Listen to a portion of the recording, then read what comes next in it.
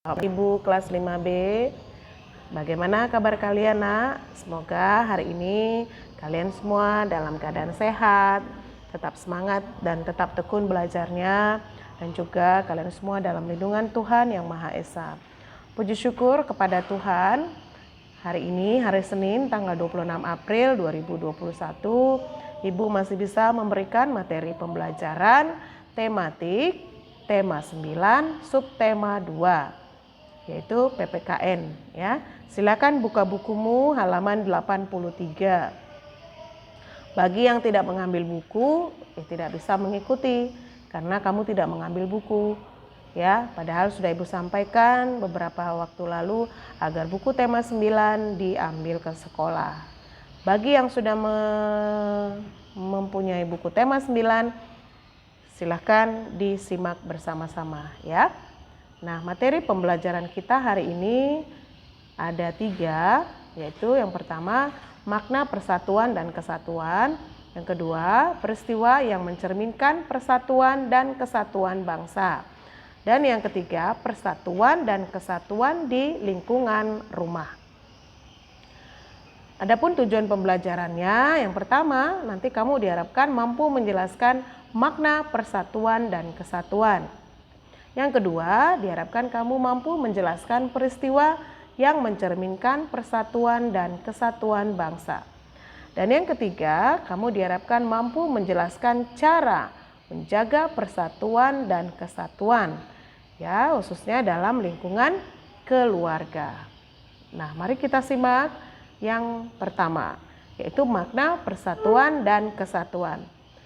Nah, di sini ada beberapa gambar ya, contoh dalam Festival Budaya Nusantara.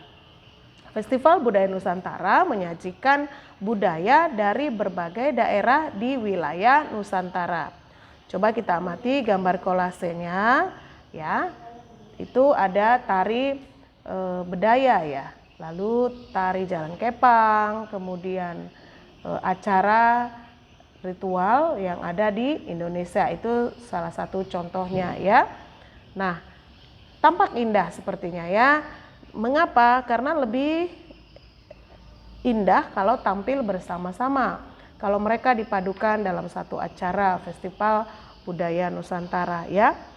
Nah, itulah makna pentingnya persatuan dan kesatuan dalam menjamin atau menjalin kebersamaan dan saling melengkapi antara satu sama lain. Nah, mari kita lihat gambar yang kedua. Di sini poin yang kedua itu toleransi dan hidup berdampingan dalam perbedaan. Di bukumu kita melihat ya bahwa masyarakat Indonesia itu dikenal kemajemukannya. Salah satu kemajemukannya yaitu agama ya. Ada 6 agama yang ada di Indonesia.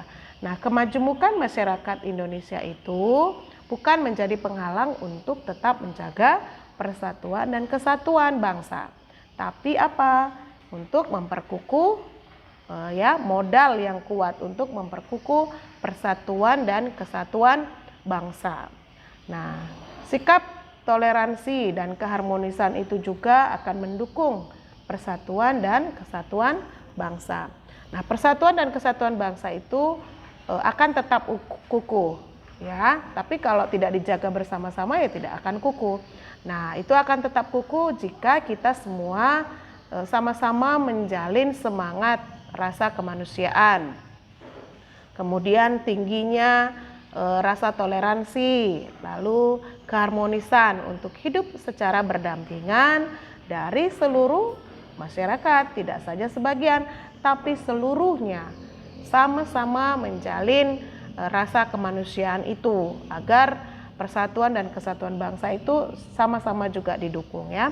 Jadi makna persatuan dan kesatuan tercermin pada sikap masyarakat yang senantiasa menjalin rasa kemanusiaan dan toleransi serta menjaga keharmonisan untuk hidup secara berdampingan.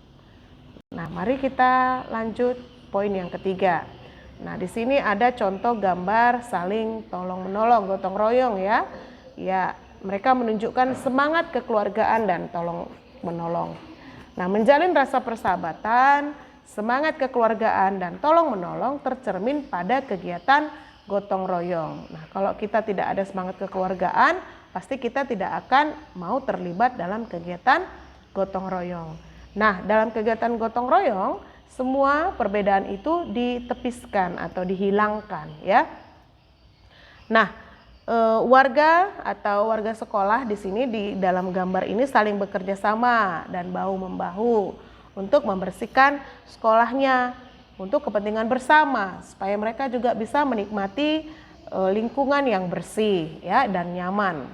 Nah, dengan gotong royong, pekerjaan seberat apapun terasa ringan dan pekerjaan cepat selesai. Itulah makna penting persatuan dan kesatuan yang tercermin dalam sikap menjalin rasa persahabatan, kekeluargaan, dan sikap saling tolong-menolong antar sesama, dan bersikap nasionalisme. Oke, kita lanjut ke poin yang kedua, yaitu peristiwa yang mencerminkan persatuan dan kesatuan bangsa. Di sini ada gambar Garuda, burung Garuda. Ini adalah lambang negara kita, yaitu apa? Ya, Garuda Pancasila.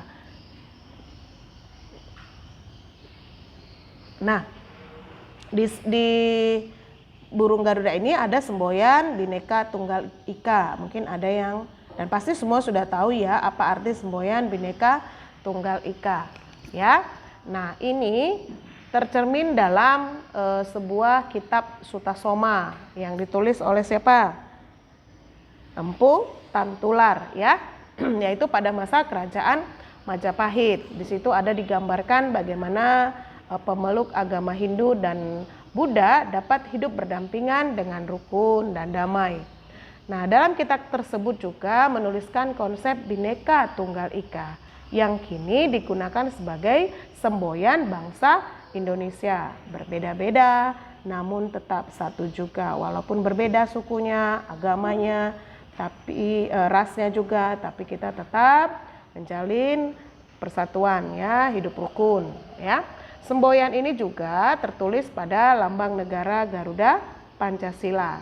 Semboyan Bhinneka Tunggal Ika mengajarkan kita untuk menghormati setiap perbedaan yang ada pada bangsa ini.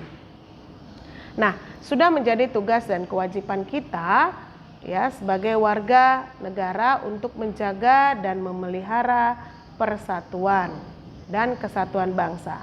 Nah, sikap memelihara persatuan dan kesatuan dapat ditunjukkan dengan cara ada dua ya. Yang pertama, mencintai dan melestarikan budaya daerah untuk memperkuat budaya nasional.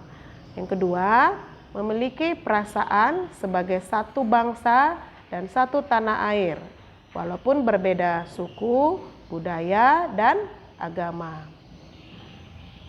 Nah, peristiwa dalam masyarakat yang mencerminkan persatuan dan kesatuan bangsa ada contoh-contohnya, misalnya secara aktif berpartisipasi dalam kegiatan gotong royong. Yang kedua, ikut serta dalam acara jambore nasional. Lalu yang ketiga, contohnya yaitu mengikuti festival budaya Nusantara atau kegiatan kebudayaan lain di daerah sekitar. Nah, mari kita lanjut yang topik selanjutnya, yaitu yang terakhir, persatuan dan kesatuan di lingkungan rumah. Nah, di lingkungan rumah kita pasti kita ada memiliki perbedaan ya antara yang satu dengan yang lain. Setiap anggota keluarga itu pasti ada. Contohnya mungkin perbedaan dalam usia, dalam pendapat, hobi, sifat, kebiasaan, lalu makanan kesukaan dan lain-lain. Nah, perbedaan yang kita miliki itu bukan menjadi sumber perpecahan ya. Kita tetap harus mengembangkan semangat persatuan dan kesatuan dalam keluarga.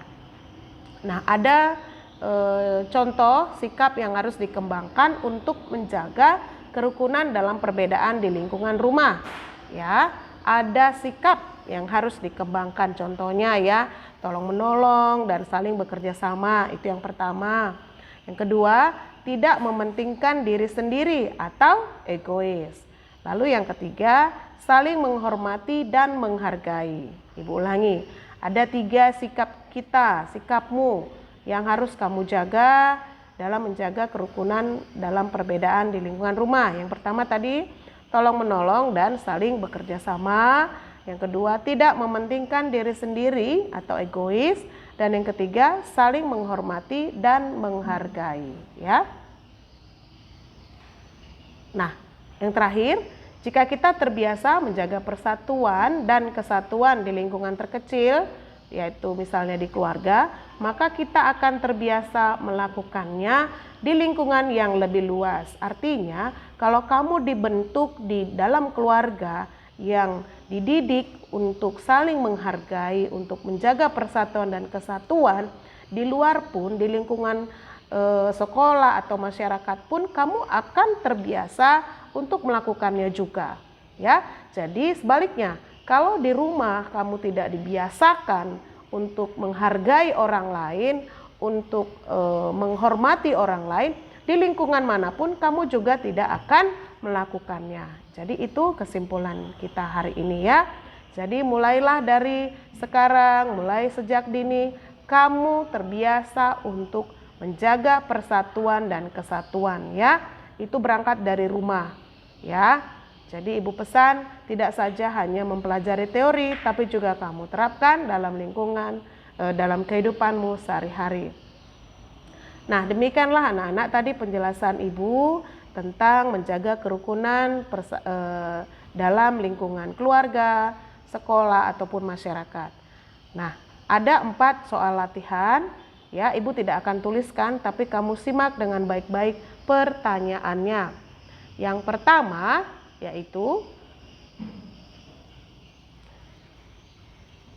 semboyan Bhinneka Tunggal Ika mengajarkan kita untuk apa? Ya, yang pertama, semboyan Bhinneka Tunggal Ika mengajarkan kita untuk apa? Ya. Lalu yang kedua, tuliskan salah satu makna persatuan dan kesatuan bangsa. Tuliskan makna persatuan dan kesatuan bangsa, ya. Yang ketiga, tuliskan 3 contoh sikap yang harus dikembangkan untuk menjaga kerukunan dalam perbedaan di lingkungan rumah.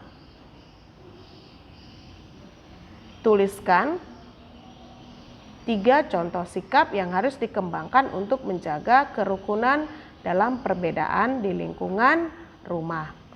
Yang terakhir, dengan gotong royong, pekerjaan yang kita lakukan akan terasa titik-titik dan titik-titik. Saya ulang, dengan gotong royong, pekerjaan yang kita lakukan akan terasa titik-titik dan titik-titik. Hanya 4 soal, ya. Jawabannya tidak dicari dari sumber lain, tapi dari penjelasan yang ibu ucapkan tadi. Kalau ada yang di luar dari yang ibu jelaskan, ibu tidak menganggap itu benar. Berarti kamu tidak menyimak dengan baik. Tidak melihat dari Google, ya. Dari yang ibu jelaskan. Jadi kamu belajar untuk menyimak sepenuhnya. Jangan mengarang-arang, enak, ya. Nah, yang kamu kirim sama ibu adalah jawaban dari latihan tadi dengan tulisan yang rapi, tulisan sambung, dan jelas hasil fotonya juga. Enak, ya. Baiklah, demikian pembelajaran kita hari ini. Ibu mohon maaf untuk segala kekurangan ibu yang kurang berkenan. Semoga kalian semua mengirimkan tugasnya hari ini. Diulang lagi materinya, ya nak, ya. Terima kasih, selamat belajar, tetap semangat dan Tuhan memberkati.